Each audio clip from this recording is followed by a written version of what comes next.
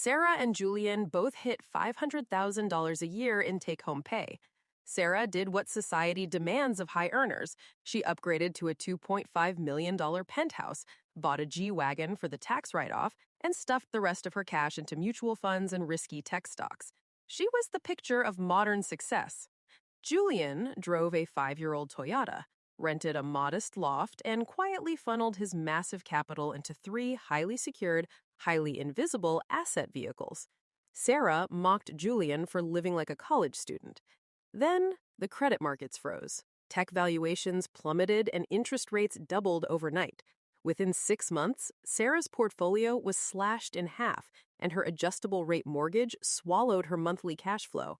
She was forced to liquidate at a massive loss just to survive.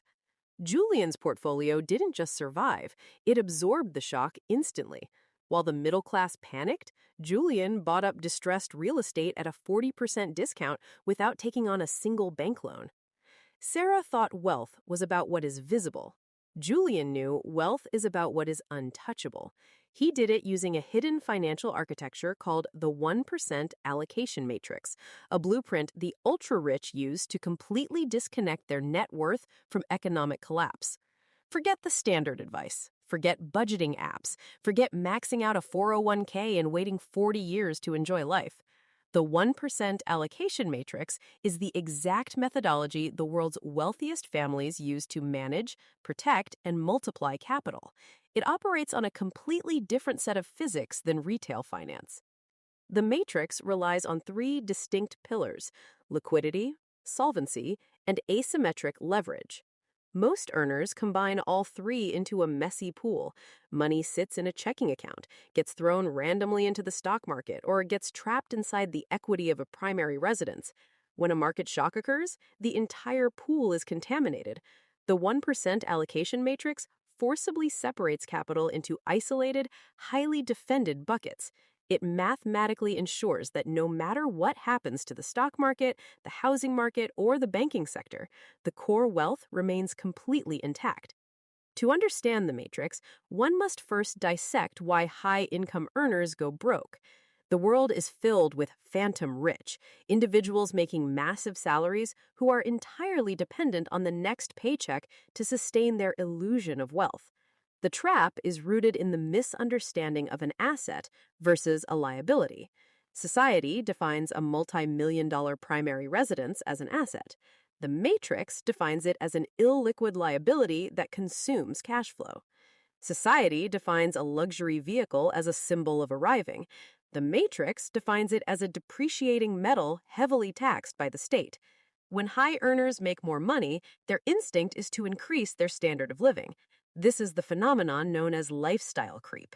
Every additional dollar earned is instantly assigned to a new monthly payment.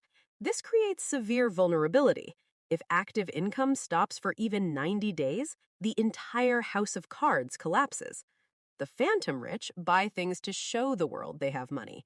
The actual 1% buy assets to make sure they never have to think about money again. The 1% do not care about looking rich. They care about absolute sovereignty. The foundation of the 1% allocation matrix is the Liquidity Fortress. Retail financial advice teaches individuals to keep 3 to 6 months of expenses in a standard bank savings account. This is a recipe for disaster during hyperinflation or banking collapses. The ultra-wealthy do not store substantial wealth in retail banks. Banks are leveraged institutions, often loaning out $10 for every $1 held in deposits. When a panic starts, the money simply isn't there. Instead, the Liquidity Fortress is built using alternative vehicles. One primary tool is overfunded, dividend-paying whole life insurance policies from mutually owned companies. This is not the insurance pushed by mainstream pundits. These are specialized contracts engineered for cash accumulation, not death benefit. Capital placed inside these vehicles grows tax-free, pays a guaranteed dividend, and is completely immune from stock market crashes. More importantly, in many jurisdictions, this capital is protected from creditors and lawsuits. If a business fails or a lawsuit hits, the Liquidity Fortress remains untouched. It serves as the ultimate financial bunker. Once the Liquidity Fortress is established, the matrix transitions to the second pillar, asymmetric leverage. The middle class is terrified of debt because they use it to buy televisions, cars, and vacations. The 1% love debt because they use it to acquire income-producing assets. But the matrix goes a step further. It never uses its own money directly. When a retail investor wants to buy a $100,000 piece of real estate, they withdraw $100,000 from their bank, pay taxes on it, and hand it to the seller. That capital is now gone. It is trapped in the concrete of the building. When the 1% want to buy the same building, they do not liquidate their assets. Instead, they pledge their liquidity fortress as collateral. They borrow $100,000 against their insurance contract or their private equity holdings.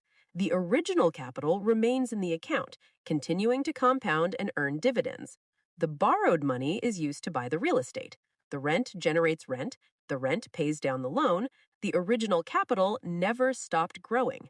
This is the secret to spending the exact same dollar twice. It is called uninterrupted compound interest. By utilizing asymmetric leverage, the elite mathematically accelerate velocity while simultaneously reducing absolute risk. The final component of the matrix is total bifurcation. This is the legal separation of the individual from the assets. If an individual owns a business, real estate, and significant cash under their own name, they are a walking target. One mistake, one car accident, or one frivolous lawsuit can result in total financial ruin. The elite do not own assets in their own name. Own nothing, control everything is the ironclad rule of the elite. Total bifurcation involves constructing a labyrinth of limited liability companies, holding companies, and irrevocable trusts. The operational business sits in one LLC. The intellectual property sits in a completely separate LLC. The real estate is held in yet another LLC. All of these entities roll up into a master trust. If a predator attempts to sue the operational business, they find an empty shell. The assets are legally walled off in separate jurisdictions. This structure doesn't just deter lawsuits, it massively advantages taxes. Profits are aggressively shifted, expenses are legally maximized, and wealth is transferred to the next generation without triggering massive estate taxes. Executing the 1% allocation matrix requires abandoning everything taught in traditional schools. It requires operating with cold, calculated discipline. First, instantly stop the bleed. Liquidate the depreciating liabilities that are suffocating cash flow. Sell the financed cars. Downsize the massive mortgage. Reclaim the monthly capital. Second, begin funding the liquidity fortress. Divert all reclaimed capital into fortified, tax-advantaged environments that provide guaranteed growth and absolute protection from market volatility.